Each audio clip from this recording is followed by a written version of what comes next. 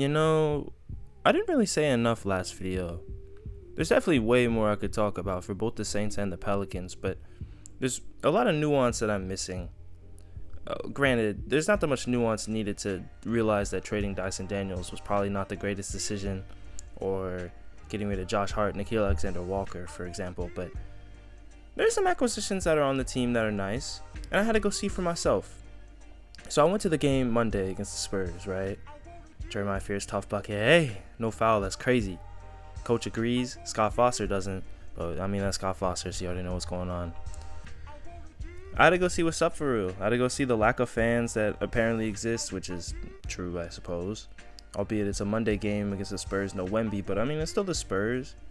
They fans were pretty lit. They had their little section down there behind the bench. It was cut off by this rail, though. Had that 2K angle, but it was kind of tough. It was a pretty good game. It was entertaining to watch. I liked what I saw, but at the same time, it was the most Pelicans game of the season for sure. Up there with the Dallas game. I feel like they all in that way, but let's not get ahead of myself.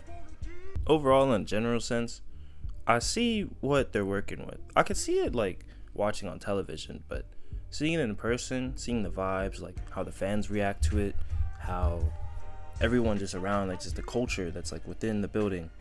It's definitely one that understands where they are, but it's one that seeks more. And you can see it. Hey, DQ. He's too small for him, bro. DQ had the craziest game of his career, no hesitation. And then, hey! Trey Murphy with the yam. He had a pretty nice game, too. Man, like stuff like that gets you excited, man. You know, you just saw them down 20. Now they're making a comeback. DQ with the tough finish. Left hand. Oh, my God. Trey Murphy with the pass to DQ. That's an even better finish. Like, what? They had the team on their back for real. It was really crazy to watch live. And then seeing the fans light up as it was happening. Like, hey! People want to see good product. People want to see success. And they get hyped whenever they see it. It's not like the Pels ain't working with nothing. Like, you see these clips, right? Hey! Like, hello? And even with the lack of fans in a Monday night game, the vibes were so lit. The co-workers were honestly the nicest I've ever interacted with at a professional sporting event. The convo that we had, she complimented the jacket, you know, the one that you should buy that's in the description. Like, it was so lit. Like, I like, the vibes were so high for a team that has 3 wins. This team really reminds me of the Detroit Pistons a couple years ago when they just couldn't win a game. Oh my God, I can't believe we crossed them like that, by the way. I wasn't ready for the... I wasn't ready. I was so confused. DQ was going on a crazy run and then road trips on himself, trying to keep up. Oh my God, I don't think you understand. You should have heard the crowd, bro. Man, basketball. Oh, what a pass. Like, you see what I mean? Like, the vibes were still good because there's good product on the court. Like, there's good players. Sadiq Bey, Trey Murphy, and Derek Queen were carrying. The refs were against them. Everyone was still lit. Like, shout out Theo, bro. That's my GOAT. The greatest in-house MC in the NBA. No hesitation. And the NFL. Come on now.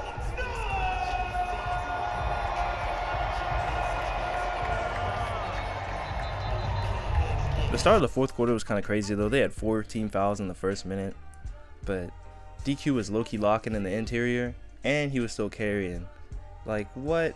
It was really such a lit quarter. DQ got a triple-double. The first rookie center to do that ever? That makes sense, given, like, the way the center has developed, but that's crazy.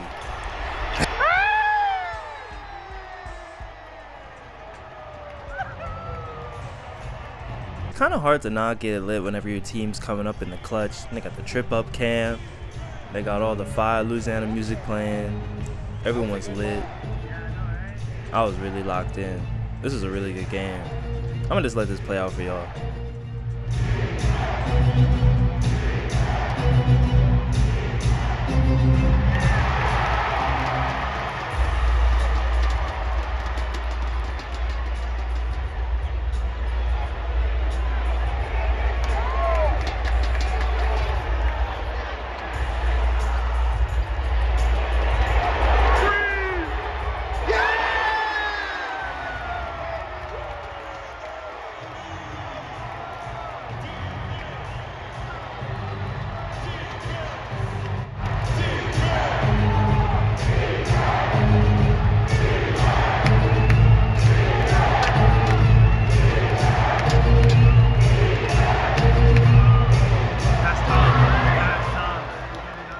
Crazy part about that bucket is De'Aaron Fox was low-key having a dookie game up until that point, and then it just got in the clutch time and he clutched up. I don't know, but DQ, he's still clutch, baby. Come on.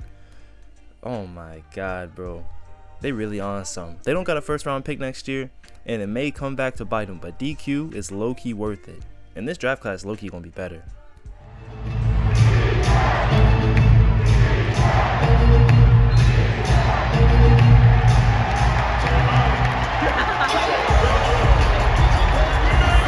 This really and truly was the most Pelicans game I've ever been to. Well, this is the only Pelicans game I've ever been to, but let me rephrase that. This is the most Pelicans game that I've ever seen. Down hella at some point. God-like run that makes them look like a playoff team, even with all the injuries. And then a weird last few possessions that end up in a loss.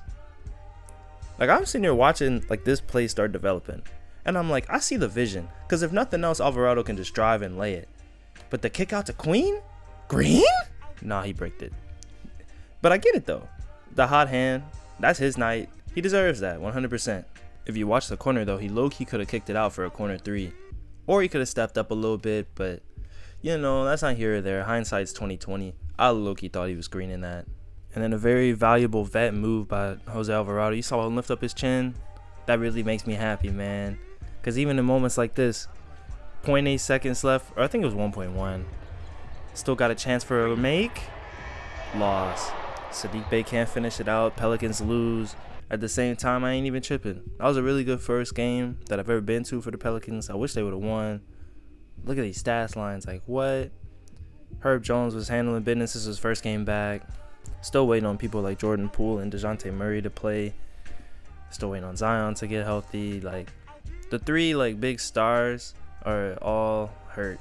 And they're still putting games like this up against contenders, against people that are like in NBA Cup games. Like, it's really like keeps the optimism that I had, but at the same time, damn, maybe that's why I bought that Jordan Poole jersey, because I've had a really bad case of jersey curses. Maybe this is the one that gets the reverse curse going. I guess we'll find out, yeah.